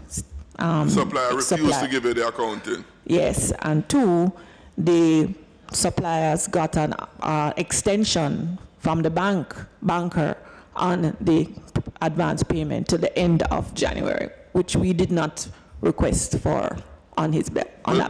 This is where I'm a little bit confused here. The insurance that you took out for that $213 million, I understand it to mean if insurance. Not that, yeah. Security, you have an instrument to say to protect the $213 million that you advance, to make sure you get value for that money you advance. You have asked the supplier to give you an accounting to see what amount of that 213 you have already received, so that you can now make a call on the balance. So if what they supplied you already comes to $150 million, then you'd want the difference from it. They have refused to give you the accounting. You have a deadline to give you 66 cars, 62, because you got 4 out of the 66. What's the timeline again for that 62 cars to be, for which you gave the purchase order to be delivered? Sometime in December, huh? Sometime in? Would have been the 20th of December. 20th of December? Yes. And they have not delivered it. That's right. Yeah. So in all intensive purpose, they can't, notwithstanding the fact that the cars are I don't know, but they got an extension on the advance payment guarantee from the banker. So suppose they give you an extension to the end of this year. You're going to wait until then? No, but that's why we have the matter has been deferred to the Solgen. But just as for clarification, because I asked the question, because Ministry of Finance is supposed to sign off on the entries, and Mr. Morrison can't answer if ministry, because the supplier can't clear the vehicles unless, so we are not even sure if the Ministry of Finance has even signed off on these entries to allow the supplier to even clear the vehicles. So until we know that, we don't know if it is that the supplier is in a position to even clear the vehicles. All right. That might be negligence on the part of Ministry of Finance. Member Stewart. Thank you, Chairman. Through you to the PS. I am a little bit concerned, though, in this bureaucratic maze that we are in. What is being done to ensure that the police force has some vehicles as early at the earliest possible date? I was in my constituency yesterday. I have 5 police stations, and they have to be shifting vehicles around. And we continue to debate this and to look at this maze while persons are dying. The police force doesn't have adequate rolling stock. What can be done to expedite the process to ensure that they have vehicles? So that goes into the part 2 of the discussion, because we did some emergency procurement. Yeah. All right. So, yes, right. We're going to move to the second part now. Yes. Yes. We noticed that there is some emergency procurement that came about because of the we need the vehicles we need some motor vehicles. Could you sort of kind of just carry us through this as best as possible, what we have here? Just for us to know, I've noticed that it is a total of 286 vehicles. I was just trying to do the calculation. 191 are new vehicles, correct? And 95 are pre-owned. Now, so there's a total of 286 vehicles. I'll ask Mr. Morrison. I'm just saying now, I need to break that down, because a number of these vehicles are motorcycles, and a number are motor vehicles as cars. Cars, yeah. Yeah, okay. Huh? So I just wanted that breakdown so that we could at least get a clear idea of what we're receiving here. Okay, the total is actually 281. So that figure is supposed to be reduced by 5. So this is, all right, 281? Yes, 281. All right, so good. You want to just go through, just clarify for me, of this 281, how many are new vehicles? New vehicles, we're looking at 191. This includes motorcycles as well. How many motorcycles, how many cars? 146 motorcycles. 146 motorcycles. Right. And that would leave you with 45 cars? Yes. And 45 cars. Right. New cars. Yes, these are new. All of these are new. Right. And then the But in terms of pre-owned vehicles, we're looking at 90. You have 90 yeah, what? Right, 90 so instead of 95. Start to broke down. Don't use this pre-owned. These old cars, some of them I hear start breakdown already. That's the word I get out there on the ground. Pre-owned is dressing it up. So all of these 90 are cars? Yes. Okay. Just as a matter of interest, and these are emergency procurement, Yes. and these are what year, sort of, a rough idea, sort of We're years? looking at vehicles. Like the Axios are like what year? Well, the Axios are mostly 2012, mostly 2013, sorry. 2013, 14, 15s, and so on. All right, so I just draw your attention to something and why numbers are so misleading, I'm sure. But if you say they're 2013, 14, 15, number of years, 12, 13, 14, 15, it would be a similar sort of demographics to the one that we have from our brands. And these are under emergency procurement, so they would be more expensive, I would expect. But I noticed that you have 6 Toyota Axios at 9.6 million. That also works out to 1.6 million each, based on that. It's just an interesting thing that you come back to emergency procurement. We got these at a discounted price. Yeah. And back to what I said to you, why procurement? Because we had expected on ones that we had ordered, not by emergency, to be far cheaper. But they've come out almost at the same price as our brands. So I'm just saying, it's part of the difficulty. I don't think we need to get into all the details, but this is why it raised so much disquiet about members. I would suggest that you disregard the price of 1.6 because we got those at a very discounted price from that dealer. Yeah, but Chair, can I just add? When did this emergency procurement go out? Begin. Yeah, when did you put out this emergency tender, go for this emergency? This was in December. You went out in December for this emergency procurement? Right, we purchased the vehicles in December. Right, you got the vehicles in December? No. We got some in December and we're still awaiting some others. Remember, I think that's what I want us to look here. We need to clarify that. Can we just take it slowly? You said this request was made when? December. Early December. Yes. December the 5th. You was when you would have initiated the process to get it. Now, when I look here, a large number, the Alex imports, these will be delivered in the week of April 23rd, 2018. KIG, these, I know, I'm just going through the list. A lot of them are February 2018. Grand Vitara's January 1st, 2018. I'm just saying, how many of these vehicles are here? How many are here? Yeah. We have 124 delivered so far. Most of those would have been the used? And those vehicles, yeah, go ahead. Right. This would have accounted for all the new vehicles and the pre-owned less 10 because we're still awaiting 10, which will be coming in the week of January 19th.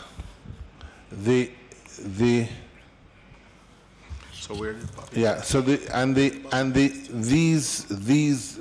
majority of these vehicles that you have now ordered by emergency procurement, I see 62 are Stewart's and 28 are Toyota, and 1 is Executive Motors.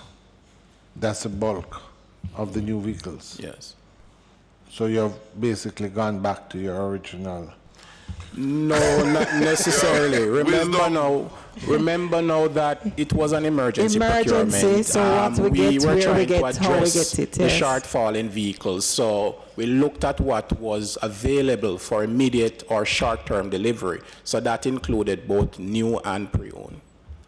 About these that were ordered in December, Mr. Morrison, since you went down a path that you've never been before to buy these old cars, when you started to buy a different set in December, you got any feedback on the ones which you got in June, the 30?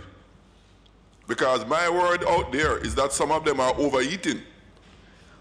We have, that is the issue. We haven't formally got, and the last time I was here, I said that one of the things we are going to be doing, if you recall, is doing an assessment, because a decision can only be made based on decisions, based on an assessment, based on data. Yes. So it's all well and good for people to be out there and saying this breakdown and that breakdown, but there's no formal reporting done, and I'm encouraging them to do so that we can make a comparative analysis. I encourage you to speed that up. You know, because next thing the minister come this year in the budget to buy some more old cars again.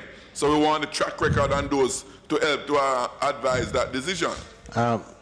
PS, I would ask that we rather than use the word encourage them. I think as a committee we need to require that a report be given on certainly the vehicles and the performance from the JD, certainly, yes. from JCF through you. Certainly, yeah. I just want to say something. The PS said this the last time, that there are no reports before her. There is a public outcry. This whole issue is in the public domain. I would really think that if indeed the cars are breaking down and they are not working, officers who are driving them would be responsible enough to be putting something in writing. It's all well and good as that the PS says, you know, that these cars are old and they are breaking down. But we are saying them, and this is not the first time she has said the reports are not there. And we are collecting information about the whole issue. And to date, there is nothing on record to show and confirm that the vehicles are not working. It cannot be correct. So what I want to say, you know, Chairman, is that we have to be careful and we have to be fair. If they are not working and she has been calling for it, put the report there and be man enough or woman enough to put your name and say, I'm driving this and it broke down every time and so and so. If you don't do it, you can't just come and be beating on this thing that the cars are old and breaking down. So remember that Rimply, you're enjoining in the call for the ministry to give us a prompt report. I am not just enjoining the call. What I'm also doing is that I'm saying it is not good enough for us to be putting it out in the public domain that they are not working, where there has been no evidence, there's no proper assessment before the PS to grow. Yes, it shouldn't be in discussion here. Member Paula. Thank you, Chairman. Probably, Chairman, we could develop a policy from the committee, especially because of our continuing remit. So when ministries and agencies go out for emergency procurement, would it not be wise for at least this committee to be advised that this is a process that is happening? And I would just like to, in that vein, ask the ministry, in light of the severe shortage that you continue to have, how do you intend to deal with that significant backlog? Are you thinking of additional emergency procurement? And I think we should be aware of that if it's going to happen. Okay, so we have a responsibility to make a report to NCC on emergency procurements, which we do. Right. The second thing is we've been asking, so for each batch of procurement done this way, the reporting is done. The second thing that we've been asking of the JCF is to give us a schedule of their outstanding vehicle needs. And the commissioner has been talking about a figure of over 800 vehicles right now to sort of close the gap. In the discussions with the Minister of Finance, we have put that forward for 18-19, and we've asked, the Minister of Finance is asking for a schedule, a schedule, so that I'm not sure that we can be allocated in the capital enough to purchase 800 in 18-19, but certainly a schedule that would allow for half of that in 18-19 and another half in 19-20, and say in the following budget year, 21, so on, is to then be able to, with an assessment, look at maintenance, but a much more structured and organized fashion of procuring. So this is a pathway that we are now going down. And in light of the experience with the procurement of used vehicle, is it not unreasonable for this committee to make a specific recommendation that we depart from this path? Member, my intention after we finish the deliberations here is for us to make some specific recommendations, which I intend to just see if we can carry even to the first sitting of the House, table the report, and if possible, let members at least speak to it, because there are some policy issues that arise out of this.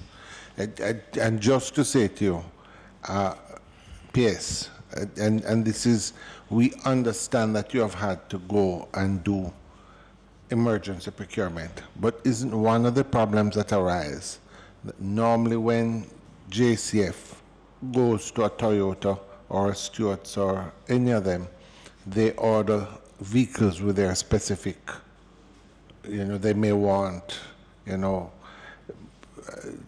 sunroof, or they want sunroof, or they want this. You don't know what it may need, but they put specific recommendations. I would suspect that one of the issues that comes out of this emergency procurement now is that these vehicles, you would have had to take what they had unlocked. And then that, I think one of the issues that we're going to have, and part of our discussion today, is that you really want to get some uniformity in the vehicles that you have in the Jamaica Constabulary Force. So it's something that we're going to have to look at, and members outside of the policy, given the issues, I think the recommendation that what the PS just spoke about, we need to indicate in our recommendations to the Parliament that we're going to need 800 vehicles. If it is 4 this year, 4 next year, that they try and find the budgetary and make suggestions on how that procurement must be done, because this has really turned out to be a problem for the country, both in terms of what the cost is going to end up being by going emergency route and the additional costs with O'Brien's, but also in the fact that for nearly 2 years the country is sitting down waiting on these motor vehicles that we had expected, sometime last year. So, members, I don't know if there are any more questions to deal with the procurement of the vehicles under emergency. No? All right. Are there any other questions for? I'll pray for them. I'll pray for the PS and our staff because of the predicament that the policy has put them in. And I want to be, one very important point, the moratorium that has been granted to the Ministry of National Security, because I note clearly in both cases, both in the letter of June last year and the one in November, the moratorium was granted not to the importer, but to the Ministry of National Security. But to the ministry. It places the liability there. So in the settlement of that $213 million, it is incumbent upon you to recover those, because the contract for the vehicles in the beginning never state any liability on the part of the ministry for the taxes and duties that are involved. Because why that is of paramount importance, Mr. Chair, as we have seen from the inquiry so far, the whole process of how this contract has been what has happened with this contract, it precludes, if those duties are not paid, it precludes other bidders.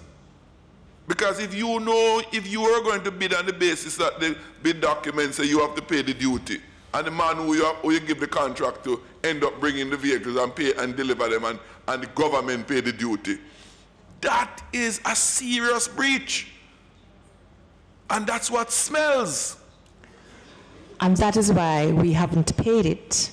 And that is why, and will not pay. Thank you for stressing it, because I've overstressed and stressed in this house. And that is why the Attorney General's advice says we have the cover of the performance bond from which we can take that, if it's what it comes to. But we have insisted time and time, over and over, that we will not be paying that. But as it looks now, Mr. Morrison, you should come under the 213 million. Yes. Right. That is my only, but the price that we pay. Yes, we have our outstanding is the inability of the security forces to do it. You see, some things can be calculated in dollars and cents, you know. The loss to us as a country is the people being murdered. This is a contributing factor. That this is why we must get it right. And these are doable things. If we can't get this right, well, we expect to catch gunman who run up and down about the place. So I beg of you, PS. And don't let nobody bamboozle you and push you in any corner to sign any document that don't comport with proper procurement guidelines. Don't let anybody do it. Just a follow-up question to Member Jackson. I would want to find out what sort of communication or request would have gone to the Ministry of Finance that would have prompted them to issue that moratorium letter. That's a good question. That's a good question. And in our advice that we got from Finance, remember that we I don't know if you were in the last, right, but in that contract there is a clause that we all quoted, 16 whatever, that speaks to our responsibility to the best of our ability, right? So the second letter that was written, for which I signed, was done on that basis, and the Attorney General advised us that on the 2nd of November, there was nothing wrong with that. We demonstrated. Wait, let me finish. That we demonstrated, we carried out our part of the contract to the best of our ability, and that is why that second letter was written. The first letter was not written by Ministry of National Security. But the first request. But the second letter, remember, in what you gave us to the last meeting, your report, was that on the 2nd of November, the Ministry of Finance had turned down the request for the moratorium, but yet on the 23rd, no, it was they turned down the request for the waiver, whatever. Yeah. So is it then that a request came from the Ministry of National Security on the same issue, from the Ministry of National Security, then asking for a moratorium and not a waiver? Why the letter was issued on the 23rd? I explained already. Oh. We wrote only in carrying out our part of the contract. Right? And that is it. That's why I made the claim about the collusion. There is collusion between three parties. But I just want to finally, on the use on the emergency contract, what are the year of the vehicles, in what year band? These are mostly 13, 14, 15 vehicles and so on. 13, 14, and 15. Yeah. For the pre-owner? Yes, the pre-owner. Yeah, those are the years. Yeah. All right, members. I think we have had a meal today. Let me make some suggestions, members. Going forward, I would like to make some suggestions. Sorry, is it that the ministry would be looking just to guide, to see if we really got value for money, looking at how these vehicles stand up to sort of guide your policy moving forward? Yes, we said that I'm taking the initiative, although no formal complaint has come in. Yeah, I am taking the initiative to do so because it is also guiding the allocations for 1819 and 1920 and going forward. All right.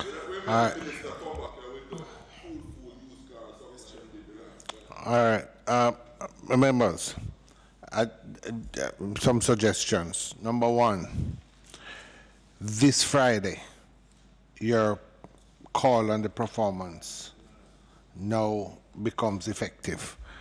I suggest that we at the committee would appreciate if on Monday you could indicate to the clerk whether the bond has been, whether it has been finally rescinded and whether the monies have been transferred, so that we know going into Wednesday's meeting what the current situation is. Number two, there were 2 letters granting moratorium from the Ministry of Finance that were both signed by the minister himself. Okay, my mistake. The second one was signed by the minister, the first, exactly. I would like to you have indicated that the letter, the second moratorium letter that was sent, that the Ministry of National Security has not accepted this letter. Have not signed the moratorium. Okay, yeah, which I'm just trying to clarify. Yes. So basically, what you're saying is that we need some clarity, because what you're saying is that the ministry has issued it, but what they have done in issuing it is transferred liability to you. Now, if you don't sign it, right. What so is the I true explained position? that the Solgen advised us on moving forward in that respect, that the performance bond becomes very important to recovering that. And the second thing is that the supplier put in writing and accepted that they would be paying the GCT and SCT on it. All right. So, following on that, Ms. Bailey, just so that there's no ambiguity, we would like on Wednesday of next week, when we start the meeting, we would like to have the Ministry of Finance and Public Service representatives and the Commission of Customs to come, and we would like to see clarity on, number one, why these letters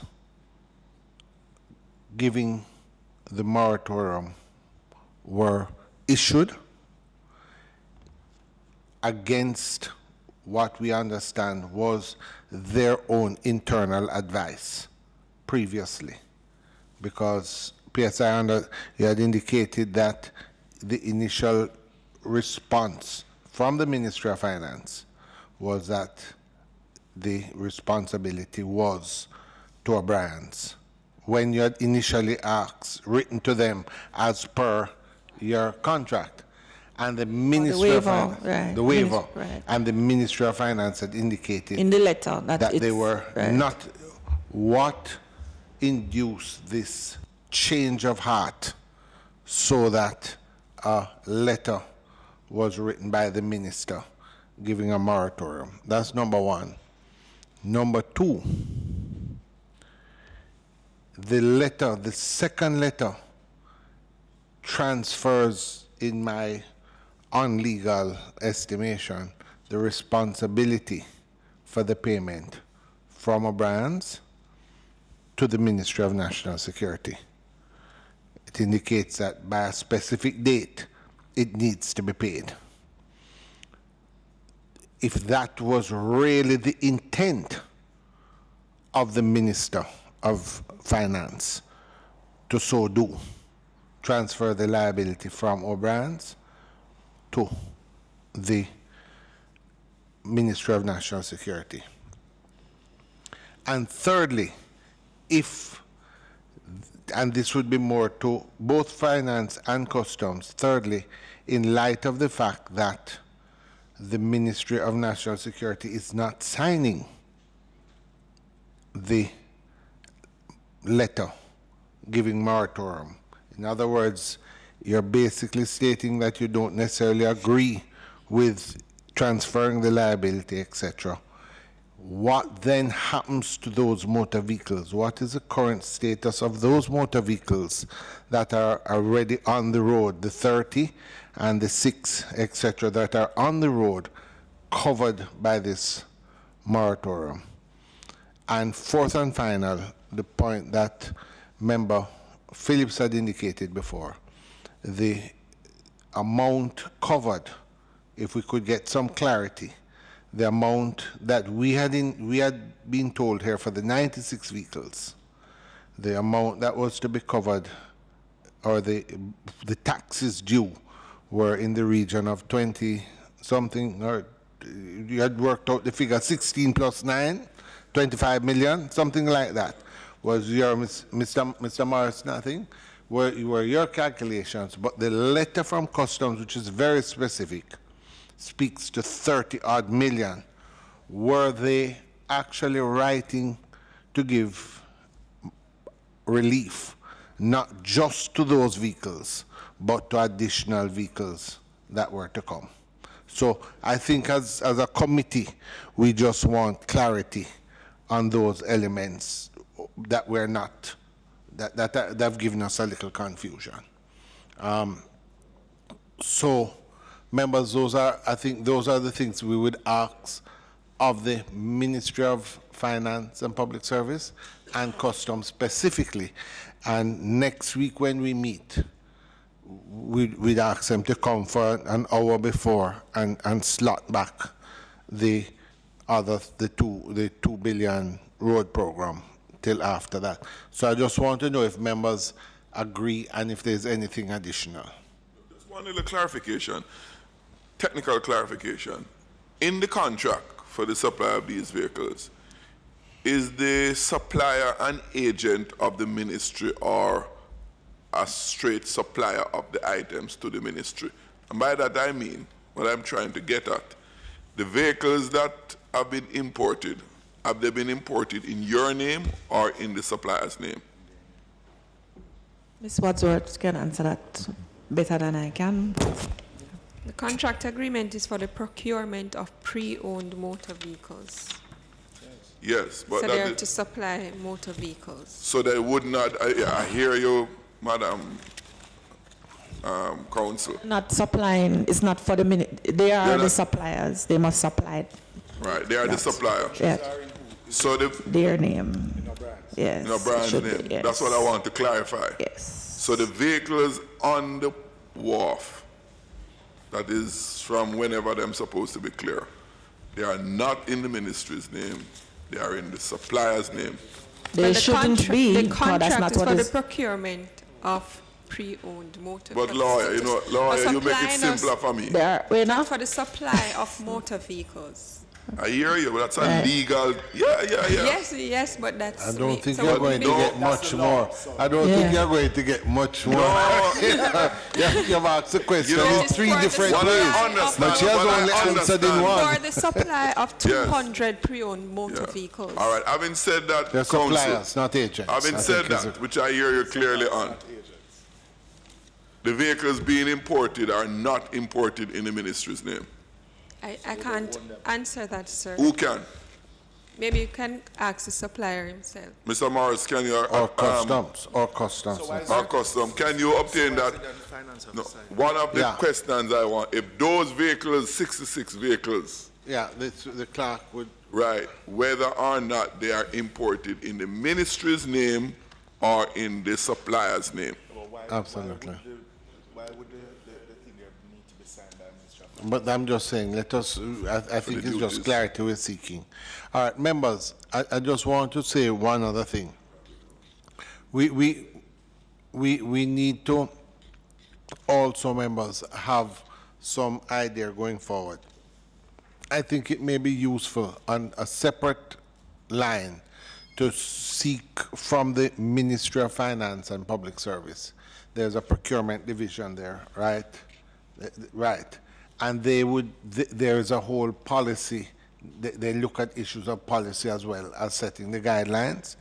I think out of this sort of, I don't know if the word fiasco is a little strong, but if out of what has taken place, I think that there needs to be something from them at the Ministry of Finance, the Procurement Division. We need to see whether or not, A, there is what the recommendation would be going forward, whether or not you should have these mass purchase of used motor vehicles in this manner is something that we feel that the country could really tolerate again, number one. And number two, if so, if it is so decided, what are the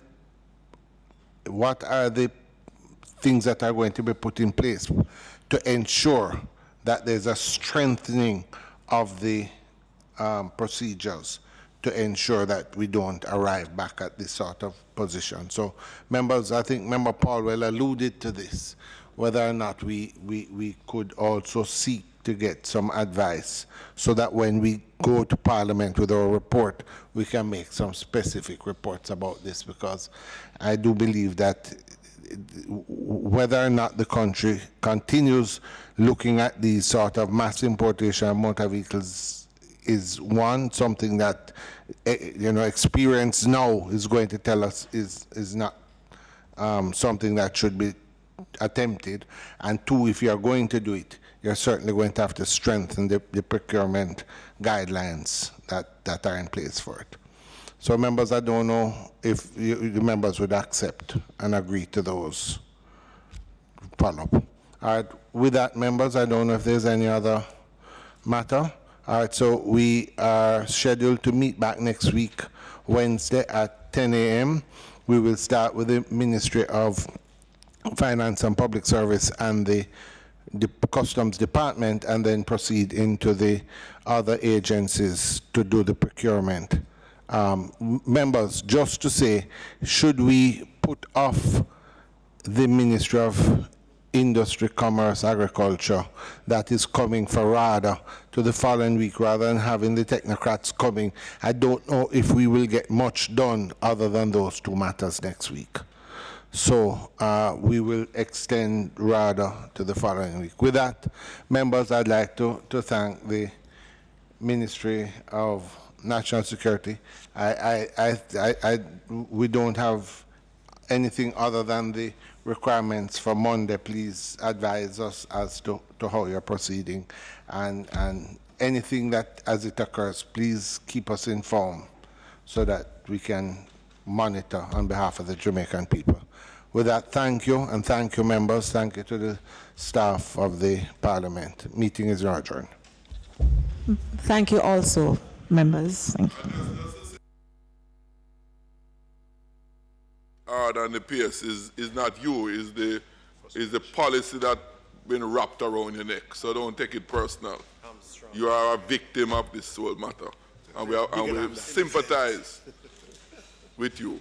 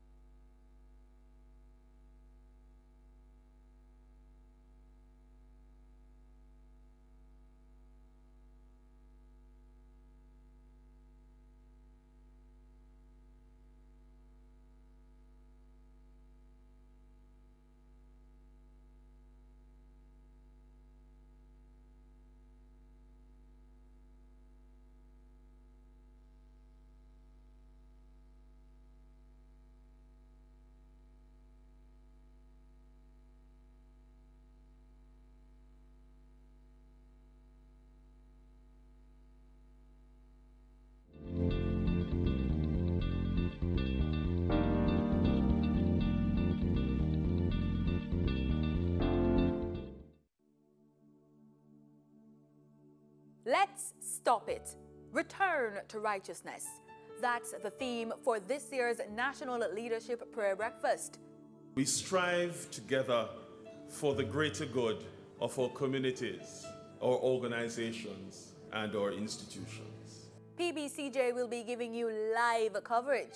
We'll also be streaming live on YouTube. Leaders of the state, church, corporate, and civil society will gather at the Jamaica Pegasus Hotel in New Kingston for this event on Thursday, January 18. Grant us direction and assurance through your word, we pray.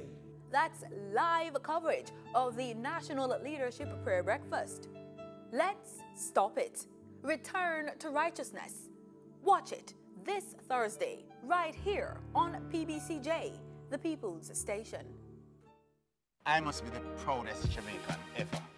And I am proud because I believe, I know that Jamaica is the nicest place on this earth. This beautiful country, just live in peace and harmony, walk and talk with your neighbor, tell them morning and don't feel like say, of course we are them. I would love for it to be the Jamaica that I think is the best place on earth. Come make we create a safer Jamaica. A message from the Ministry of National Security. This month on the Development Report. You can't sleep. Gunshots, gunshots, gunshots. You can't sleep. Somebody has to break that cycle. Fathers in every train is a male-based parent group, one of a kind. We just start up people to say, now work or something hard. I've never seen nothing like that yet, but we guys make it work. There's a number of young men that we help to put on the straight path, so to speak. If we don't do it, guess what? Nobody else is going to do it.